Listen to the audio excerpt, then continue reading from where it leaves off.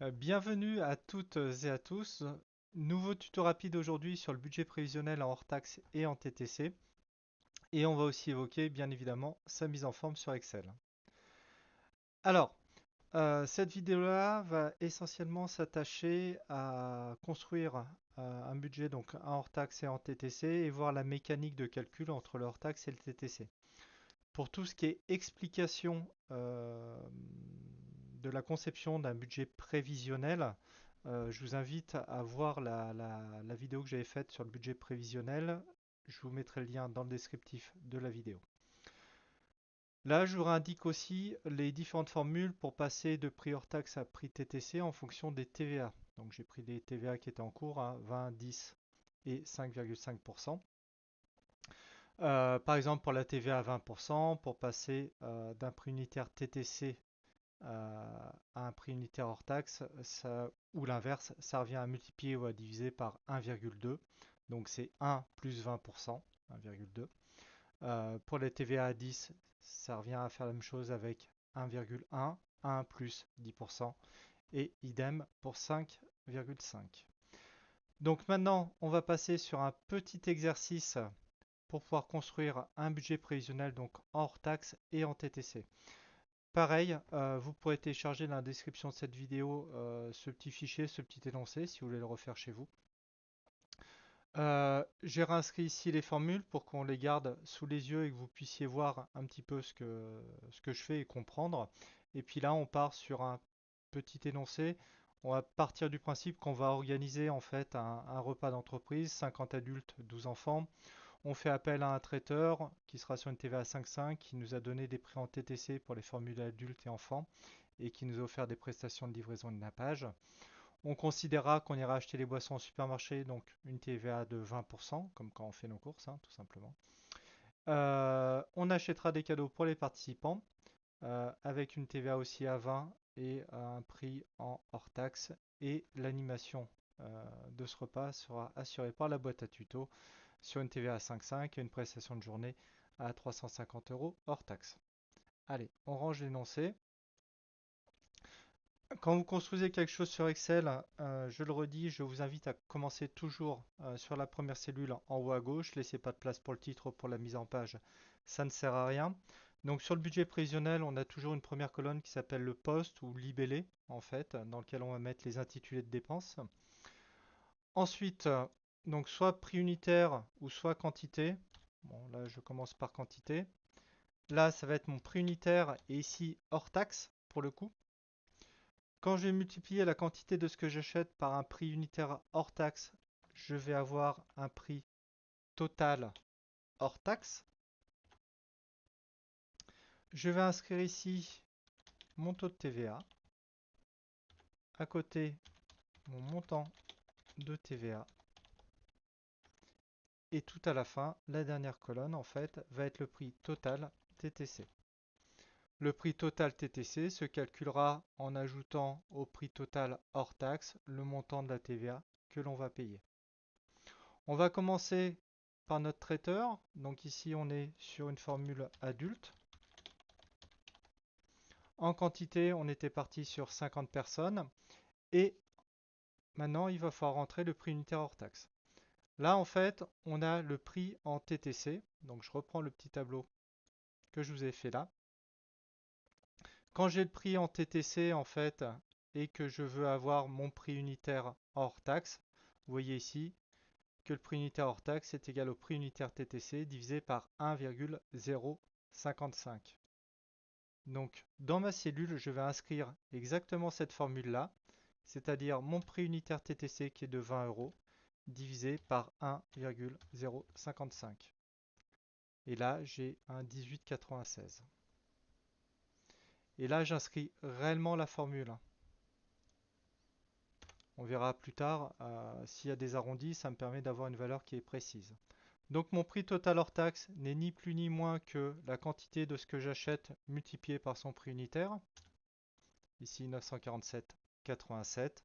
Mon taux de TVA, eh ben, sur cette prestation-là, on est sur une TVA à 5,5%.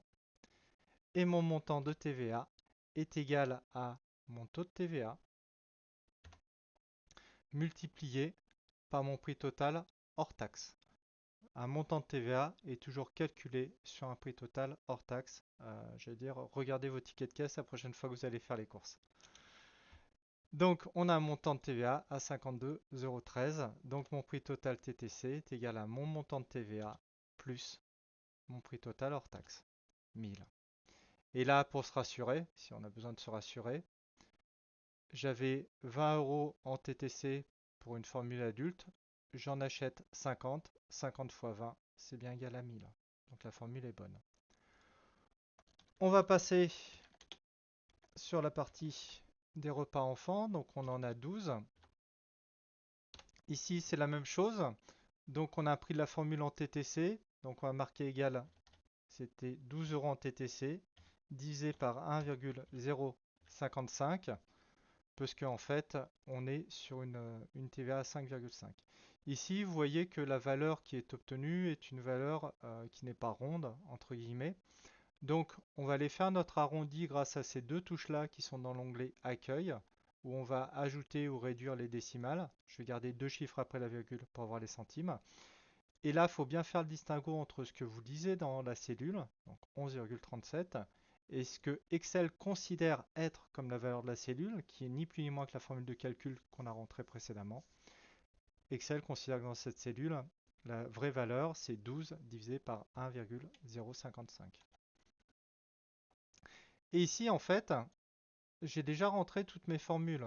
Ici, j'ai déjà une formule. Mon taux de TVA elle-même, donc je vais pouvoir le recopier. Ici, j'ai une formule. Et ici, j'ai une formule.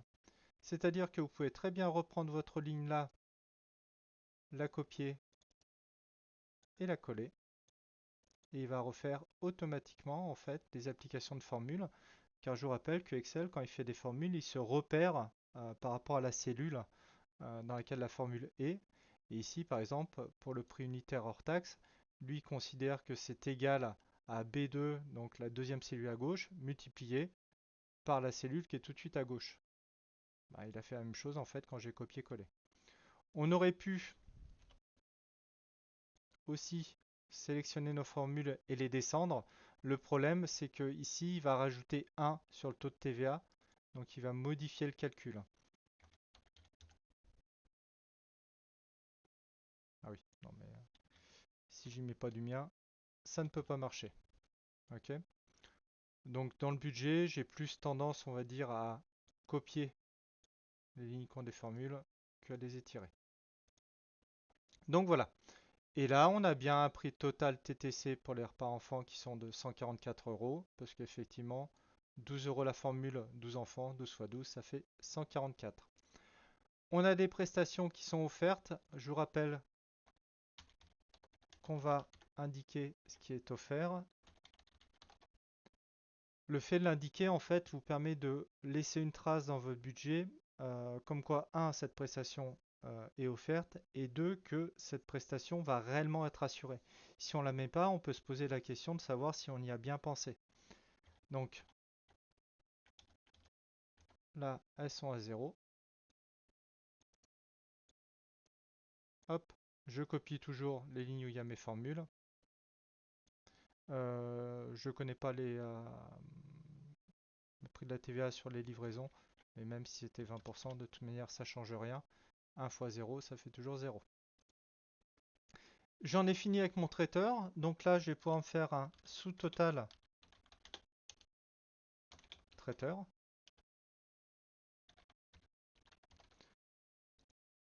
Donc pour agrandir une cellule en fonction de ce qui est inscrit dedans, je vais y arriver, excusez-moi, il faut double-cliquer entre les deux colonnes.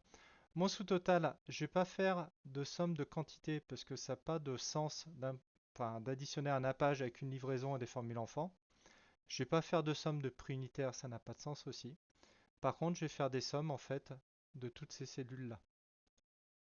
Donc je peux sélectionner et faire une somme automatique. Ici, je ne fais pas de somme de taux de TVA, donc je vais mettre sur supprimer. Mais ça permet à l'entreprise d'avoir pour le traiteur son coût total hors taxe, le montant de la TVA qui va être à régler et son prix total TTC. Pour pas me perdre dans la construction de mon tableau, ici, je le passe tout de suite. Alors, je travaille toujours de la même manière, c'est-à-dire sur une deuxième nuance, enfin sur la nuance de gris, qui est la troisième hein, dans les choix. Ça me permettra en fait de me repérer avant de faire la mise en forme dans mon tableau. J'ai fini ma partie traiteur. Achat de boissons en supermarché. Je vous rappelle que la consommation d'alcool et la nature de l'alcool qui est servi dans le cadre d'événements d'entreprise est régie par la loi. Donc là, on va tabler en fait que sur du soft, donc de la boisson sans alcool. Alors, bouteille d'eau minérale 1,5 litres, mettons. Euh, Bouteille de cola, ça évitera de faire de la pub. 1,5 litres. Allez. Et puis, bière sans alcool, car la fête est plus folle, en 25 centilitres. Tac. Je double-clique ici. Pour les quantités, en fait, pour les softs, il n'y a pas de quantité miracle. Ce qu'il faut vous dire, en fait, c'est que votre budget prévisionnel va vous permettre d'avoir une idée de l'enveloppe. On tombera jamais pile poil. Pour les softs, ce que je vous considère, enfin ce que je vous conseille, c'est de prendre le nombre de personnes qui sont invitées et de le diviser par 4. Donc ici on a 50 enfants, 50 adultes et 12 enfants, donc ce qui me fait 62 personnes, et je vais diviser par 4. Là par exemple, ça me donne 15,5 bouteilles. On est bien d'accord qu'on ne va pas acheter une demi-bouteille, on arrondit toujours au supérieur. Le calcul va être le même pour le cola et la bière sans alcool, bien évidemment, on ne va pas les mettre euh, à disposition des enfants. On considère que c'est un soft aussi, donc on va faire un 50 divisé par tac, tac, tac. On va faire un 50 divisé par 4. Donc là, on est à 13. Si vous aviez acheté, là c'est que des softs, si vous aviez acheté de la bière, donc qui est autorisée d'être consommée en entreprise, alors sous certains degrés, on est d'accord, vous n'auriez pas pu dépasser 2 bières par personne en 25 centilitres, car c'est à plus de 2 doses d'alcool en fait. Au niveau de la loi, c'est punissable. Donc bah, on aurait acheté 100 bières. Mais bon. Prunitaire, donc admettons que dans le supermarché, on ait quand même les prix hors taxe. On va dire 42 centimes. La bouteille de cola, pardon, on n'a dit pas de pub. 1,5 hors taxe. La bière sans alcool, je sais pas, j'en achète pas. 1,1. Et là, du coup, en fait, je vais reprendre les formules de calcul. Je suis sur du 20%, donc je peux reprendre une ligne où il y a 20%. Je copie et je colle tout simplement mes calculs. Encore une fois, Excel, en fait, va reproduire les formules en fonction de la cellule dans laquelle il se place. J'ai un sous-total boisson.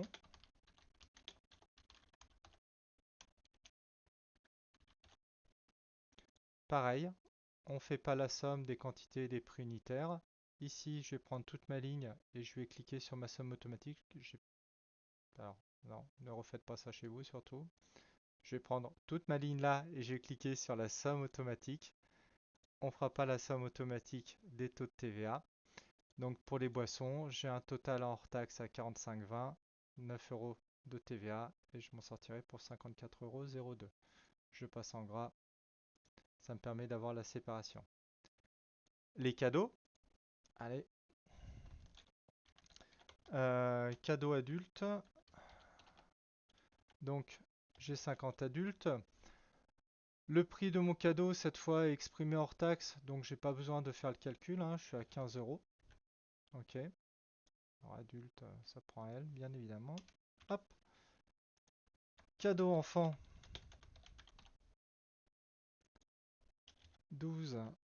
Et les enfants, on l'a ici, c'est 20 euros. Là, c'est pareil, je suis en TVA à 20%. Je vais aller récupérer des calculs qui ont été faits sur une ligne de TVA à 20%. Je copie, je colle. Alors, je ne vais pas revérifier à chaque fois, parce que je sais que c'est juste, hein. Excel, quand vous comprenez comment ça marche, à un moment, il faut lui faire confiance.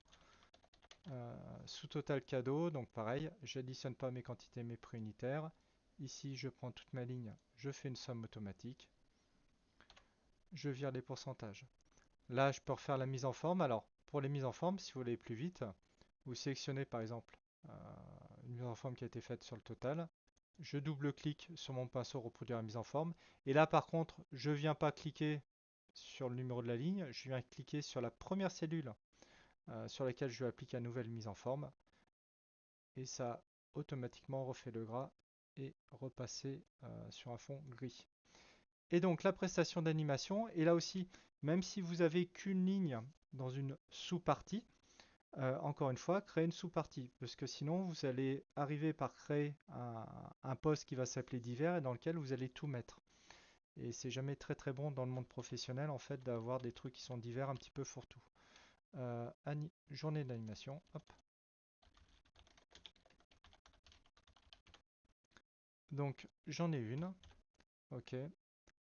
Là je suis à 350 euros la journée hors taxe. Là c'est pareil, je vais aller choper une ligne sur laquelle en fait j'ai une TVA à 5,5 qui a été calculée. J'insère et j'ai mon sous-total. Animation. Même principe en fait, on n'additionne pas tout ce qui est unitaire. Je commence à partir du prix total hors taxe. Je fais la somme automatique. Je vire les pourcentages. Je reprends un précédent sous-total. Je double-clique sur la mise en forme. Je clique bien sur la première cellule pour faire ma mise en forme. Et je décoche la reproduction de mise en forme. Un S majuscule. Donc maintenant, bah, j'ai mon total, mon budget total. Là, il va falloir que je le fasse un petit peu à la main. Donc c'est égal à D15 plus, plus, plus. C'est pour ça en fait que je passe aussi mes sous-totaux de couleurs différentes et en gras pour pouvoir les repérer, pour faire le total et pour pas me tromper tout simplement. Une fois que cette formule est faite, j'ai plus qu'à les tirer puisqu'encore une fois Excel va reproduire euh, la formule de la première cellule, hein. Il reprend exactement la même rythmique. Et pour la TVA, c'est toujours à zéro. Donc là, j'ai un budget. Alors, je vais le passer en gras. Alors, prenez habitude sur vos totaux en fait de toujours monter d'une taille de police. Dans la mesure où on est tous pareils, on regarde toujours le gros chiffre qui est marqué en bas à droite, que ce soit sur un ticket de caisse ou un bulletin de salaire. Et c'est la même chose quand on fait un budget prévisionnel. Et je le passe sur un niveau de gris qui est plus foncé, encore une fois, réellement pour faire ressortir. Donc là, j'ai fini. Donc je vais pouvoir virer ça et ça. J'ai fini mon budget prévisionnel, dans le sens où j'ai mis toutes mes cellules, j'ai toutes mes colonnes, toutes mes lignes, et maintenant je vais pouvoir reproduire ce que j'ai déjà créé pour faire mon budget réalisé. Mon budget réalisé, pardon. Donc ici, il faut bien que je considère en fait que de quantité jusqu'à prix total TTC, ça c'est ma partie en fait qui va exprimer mon budget réalisé. Donc je peux fusionner, j'ai rajouté une ligne. Mon budget prévisionnel, pardon, excusez-moi. Je vais essayer de ne pas vous perdre quand même. Je vais faire de la mise en forme qui est rapide, hein, c'est-à-dire que je vais tout sélectionner. Alors si vous voulez sélectionner des choses rapidement, si c'est plus grand, vous pouvez appuyer sur CTRL X et il viendra sélectionner tout votre tableau. Alors CTRL X, plus exactement, CTRL multiplier avec le multiplier de votre pavé numérique. Je fais un tout de bordure et je fais des bordures extérieures. Ici, je fais de la bordure extérieure. Mes titres sont forcément en gras, d'accord? Mes sous-totaux, pour les faire ressortir, je vais faire un bordurage en fait qui est extérieur. Du coup, je vais reproduire la mise en forme pour être sûr de réappliquer partout. Je décoche la mise en forme. Pour tout ce qui est prix, donc je peux sélectionner les colonnes. Je vais passer automatiquement sur un format qui est monétaire. Ok. Donc là, on est plutôt pas mal. Maintenant, ce qu'il va falloir faire en fait pour harmoniser votre tableau, vous voyez qu'en fonction du contenu, ça a créé en fait des colonnes de différentes largeurs. Autant quantité, taux de TVA, on peut admettre qu'on est sur une largeur qui est moindre, autant tout ce qui va concerner des données monétaires, on va essayer d'avoir des colonnes qui soient exactement de la même largeur. Pour connaître la largeur de votre colonne maximum, il faut vous caler en fait sur celle qui contient le prix total TTC et essentiellement par rapport à cette dernière valeur qui est normalement la plus grosse valeur de votre tableau. On va faire un clic droit sur cette largeur de colonne. On voit qu'il est à 11,43. On va le passer à 12 pour être bien sûr. Et du coup, je vais sélectionner mes colonnes que je vais passer à 12, donc la C et la D. Je vais enclencher CTRL et je vais sélectionner les deux autres. Je passe à 12. Quantité, CTRL, taux de TVA, je vais faire un clic droit à mes largeurs de colonne. Je n'ai pas besoin qu'elles soient aussi grandes parce que je vais avoir un petit problème de mise en page à un moment. Je vais tenter de les passer à 8. Ça match. Ces colonnes-là, en plus, je peux les sélectionner. On considère qu'on peut avoir une présentation en fait de valeurs qui se situent en milieu de colonne, alors que sur le monétaire, en fait, on sera plus sur des valeurs qui seront alignées à droite de la colonne. Ici, je vais centrer ce que j'ai là, sauf ici, je le ramène à gauche. Là, vous voyez que le montant de TVA, en fait, n'arrive pas à s'inscrire dans la colonne par rapport à la largeur que je lui ai déterminée.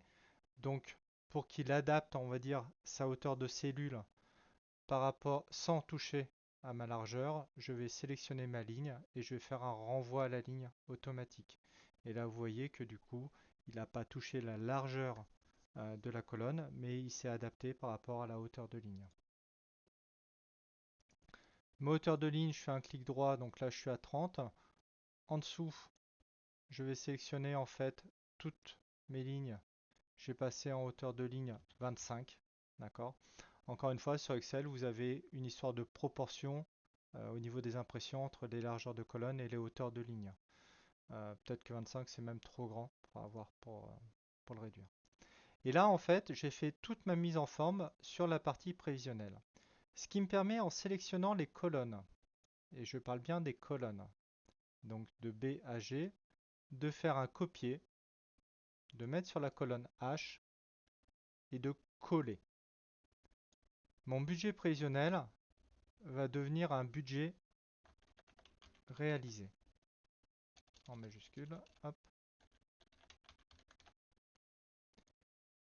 Ici, en fait, j'ai mes colonnes J, L et M, elles contiennent en fait des formules de calcul, toutes.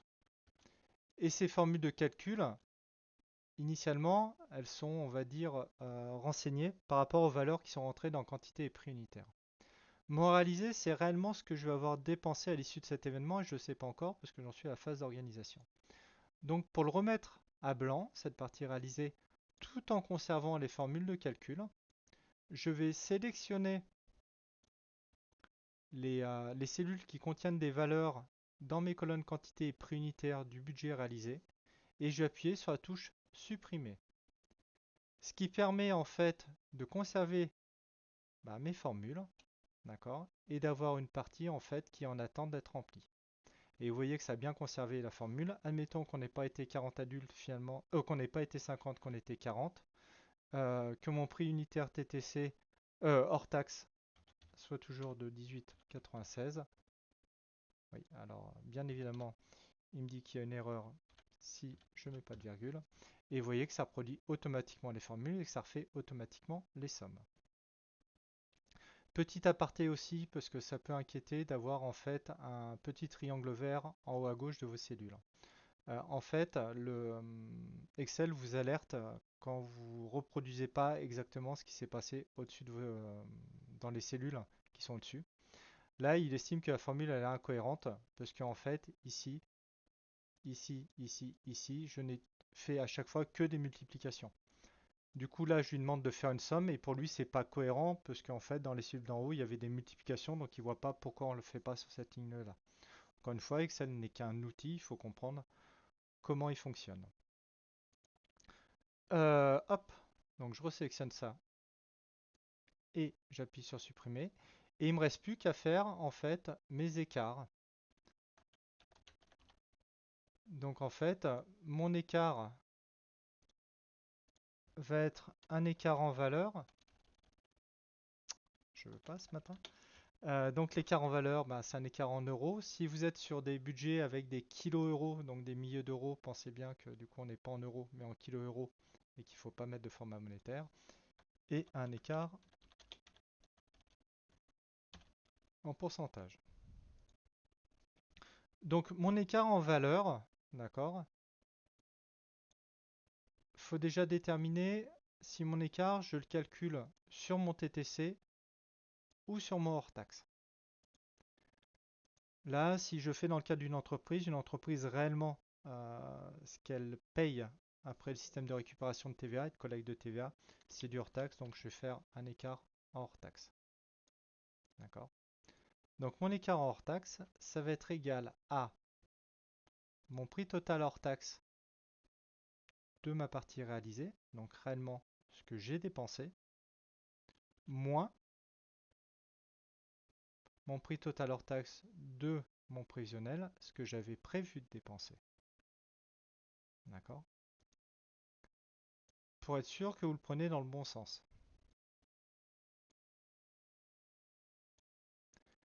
Là, j'ai prévu 50 personnes à 18,96. Si vous voulez réellement faire le test, vous changez les quantités, d'accord? Vous gardez le prix, 18,96. Et là, vous voyez qu'en vrai, en fait, vous allez payer 1327,20 €. Et là, vous voyez que votre formule d'écart est bonne, parce que votre écart, c'est que vous avez dépensé plus 379,33 € par rapport à ce que vous aviez prévu de dépenser, donc les 947,87. Donc, je suis rassuré. Enfin bon, je n'ai pas besoin d'être rassuré, mais voilà. Et mon écart en pourcentage, c'est égal à mon écart en valeur divisé par rapport à ce que j'avais prévu de dépenser. Parce que mon écart, il se fait toujours par rapport à la dépense que j'avais prévu d'engager. Ici, j'ai moins 1, ce qui est tout à fait normal, parce qu'il faut que je passe en pourcentage. Donc je suis à moins 100%, ça veut dire qu'il me reste tout le budget que j'ai prévu à dépenser. Une fois que ça c'est fait, clac, j'étire ma formule jusqu'au bout, c'est-à-dire qu'il va reproduire tout simplement la formule que j'ai faite. Alors j'ai pas double-cliqué pour étirer, parce qu'en fait il sera arrêté au niveau des sommes. Euh, ou pas d'ailleurs, je vous dis ça, mais ou pas. Très bien, donc vous pouvez double-cliquer tout simplement. Là, il vous met une erreur divisé par 0 parce qu'effectivement, on est sur des prestations qui sont offertes. Donc, laissez-le comme ça, il n'y a pas forcément d'incidence. Si vous voulez supprimer, si vous voulez l'enlever, vous appuyez sur la touche Sup. J'ai plus qu'à faire ma mise en forme. Donc, je sélectionne en fait ma colonne là. Je vais refaire comme tout à l'heure, un tout de bordure, un bordure extérieur. Ici, je repasse ça en gras, d'accord? Ici, je vais reprendre la même mise en forme que j'avais là. Alors, je ne vais pas la recopier dans la mesure où ici j'ai des pourcentages. C'est-à-dire que je sais que c'est en gras. Je travaille toujours pour mes sous-totaux avec le troisième niveau de gris. Et c'est entouré en gras. Je reprends ma mise en forme. Je double-clique sur reproduire la mise en forme. La première cellule sur laquelle je veux que ça s'exprime. Je peux même aller au bout. Je sais que j'ai augmenté de 1. Et je repasse en gras. Je vais faire en sorte que mes deux colonnes en fait aient à peu près la même largeur. Je vais prendre 10, on voit que ça passe pas, donc je vais le mettre sur la même largeur que les autres, c'est-à-dire 12. Et là, j'ai fini mon budget prévisionnel qui est opérationnel pour calculer le réalisé et qui calculera automatiquement les écarts. Je n'ai plus qu'à rajouter un titre, donc je vais insérer deux lignes. Ici, je travaille toujours de la même manière. Nom de l'entreprise